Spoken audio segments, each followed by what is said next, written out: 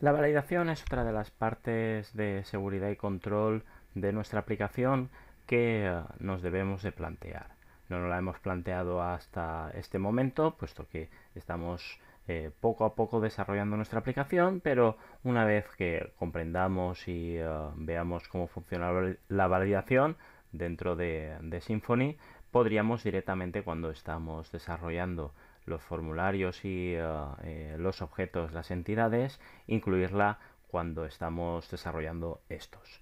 Fijaos que cuando nosotros nos logamos con un usuario, el usuario habitual que estamos utilizando, y realizamos una reserva, podemos perfectamente, vamos a realizar una nueva reserva, podemos perfectamente, o ya se realiza mediante CSS el control de algunos de los apartados de los inputs de nuestro formulario. Sin embargo, podemos hackear fácilmente todo lo que sea pues aplicación de cliente, CSS, JS. Esto es fácilmente hackeable, puesto que el usuario podría perfectamente utilizar cualquier programa o lanzar los datos directamente a través de cualquier programa a nuestra aplicación y hackear esa comprobación a través de CSS o JS en cliente. Lo que no es hackeable es, o más difícil de hackear, es hacer la comprobación, la validación en el servidor, que es lo que pretendemos realizar ahora mismo. Con un simple ejemplo. Imaginemos que el 1 de septiembre a las 10 horas, a las 22 horas, queremos realizar una nueva reserva y le colocamos un número de comensales igual a 0. Realizamos la reserva y veremos qué ocurre con esta reserva. Muy bien, aquí tendríamos la reserva. Número de comensales igual a 0, con fecha 1 de septiembre. Bueno, esto es erróneo. Podríamos nuevamente, vuelvo a insistir, que esto lo podríamos haber hecho directamente en cliente, directamente cuando el usuario está introduciendo estos datos. Sin embargo, esto siempre es hackeable y por lo tanto, aunque lo tengamos hecho en cliente, siempre tenemos que realizar la comprobación, o deberíamos de programar nuestras comprobaciones en servidor, que es lo que vamos a realizar a continuación. Como en otras ocasiones, nos vamos a referir a la documentación de Symfony en su rama 3.4, que es una de las LTS de Symfony, y es en el que estamos desarrollando nuestro proyecto para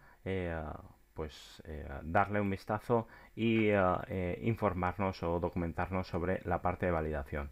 Como podréis observar en esta documentación, la validación tiene dos partes. Una es la definición y otra es la de uso.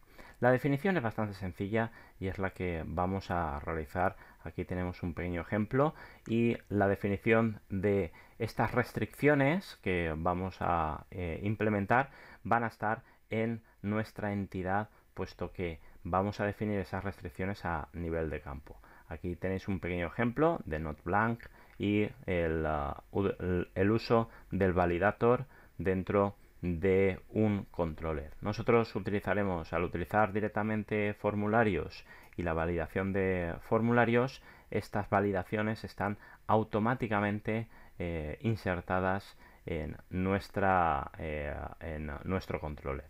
Vamos a utilizarlo posteriormente, pero el ejemplo que nos muestra Symfony en su documentación es bastante clarificador. Aquí tendremos, fijaos que vamos a utilizar también anotación, puesto que es bastante más visual. Aquí tenemos el conjunto de validaciones o de restricciones que podemos incluir dentro de nuestra entity. Pues unas validaciones básicas como son las de está en blanco, es nulo, es falso, las de string, si es un tipo email, si tiene una longitud en concreto, número que tiene un determinado rango, etcétera, etcétera, etcétera. Fijaos que, por ejemplo, en nuestro caso del número de comensales queremos utilizar esta, que es numérica, y por lo tanto aplicaríamos la restricción de rango. Fijaos que tenemos una serie de opciones posibles y directamente utilizaríamos un formato tal que así anotado anteriormente a nuestro dato, a nuestro campo dentro del entity. En nuestro caso vamos a definir que el número de comensales tenga un número mínimo y un número máximo de comensales, y por lo tanto utilizaremos esto directamente dentro de nuestra entity.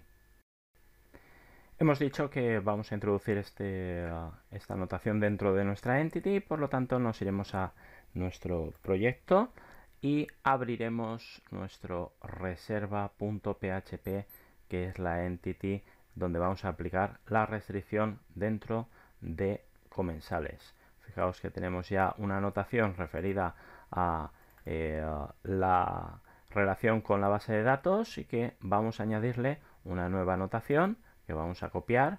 Aquí la tenemos, que va a estar referida a nuestras restricciones. La pondremos debajo, vamos a arreglarla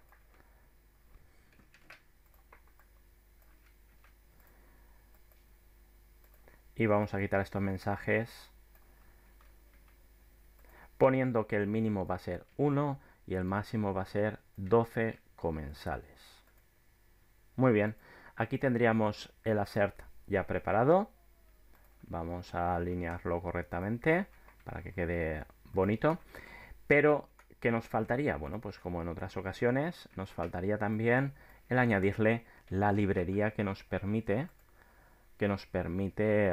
analizar estas restricciones. Fijaos que ya lo había abierto, bueno, lo tenía preparado también aquí en el ejemplo que nos proporciona la documentación, y que simplemente será hacer incluir esta librería debajo de la librería del useORM que ya teníamos incorporada dentro de la relación de base de datos.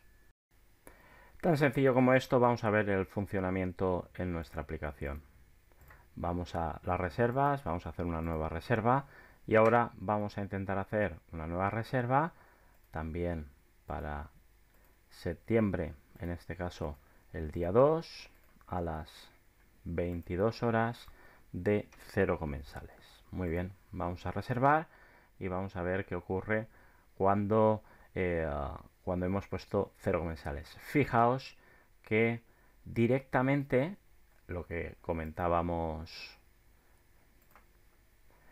al principio de la explicación, directamente el formulario está validando tanto el formato a través del abstract type como de las restricciones que le hemos colocado a este entity, que está tomando directamente de esas anotaciones que acabamos de definir. Fijaos que habíamos eliminado ese mensaje que nos aparecía en el vamos a verlo, este mensaje que nos aparecía en el ejemplo, para que veamos cómo cambiamos este mensaje para que lo podamos adecuar a nuestras necesidades. Fijaos que min y max pueden ser cambiados y por lo tanto pueden quedar mucho más adecuados a nuestras necesidades, a nuestra aplicación, perdón. Vamos a volver a colocar estas dos options dentro del assert range y vamos a decir que el número mínimo, fijaos también que aquí estamos utilizando pues una variable que puede ser utilizada a partir del mínimo del límite que definamos. En nuestro caso no vamos a hacer uso, pero ya os podéis hacer una idea, que es una variable que se va a incluir directamente en el tweet con este doble mustache, como si lo incluyésemos directamente escrito en el tweet de nuestra vista. En nuestro caso vamos a poner que es un mensaje estático, que no es el número